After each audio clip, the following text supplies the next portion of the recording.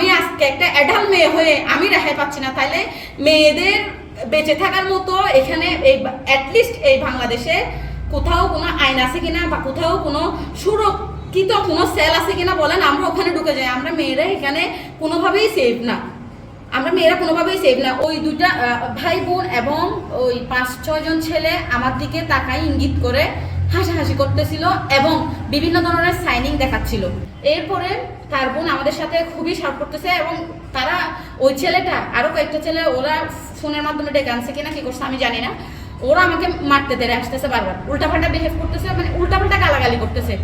তো আমি আমার সহযোদ্ধারা আমাকে নিয়ে আসছে, নিয়ে আসার পর্যায়ে ওরা মানে বলতেছে মেরে ফেললে কি হয়েছে, ওরা মানে পুরো প্রাণ নাশের হুমকি দিচ্ছে। আমি জানি না সে নাকি সমন্বয়ক কোথায় আন্দোলন করছে, আমার কথা সেটা না, সে কোথায় আন্দোলন করছে এটা তো আমার দেখার বিষয় না, কিন্তু আমি এজ এ মেয়ে হিসাবে সে তো আমাকে ব্যাড সাউন্ড দিতে পারে না।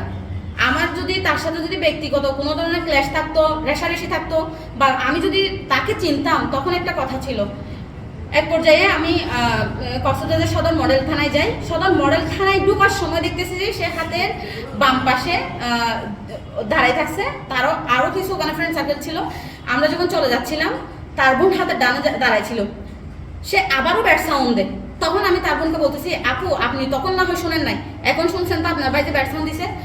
ওর বোন আমাকে সরাসরি বলতেছে আপনি আমার সাথে কথা বলিয়েন না। আমি বলতেছি যে আপু দেখেন আপনি কিন্তু আপনার ছোট ভাইকে লাই দিচ্ছেন, আপনার এই লাইয়ের কারণে কিন্তু ও কিন্তু 2 দিন পরে কিন্তু একটা মেয়েকে র্যাপ করতে 2বার চিন্তা করবে না, কারণ আপনারা ওরে শাসন করতেছেন না এখন পর্যন্ত। আমি তো মনে করতেছি মেয়েরা 0%ও নিরাপদ না।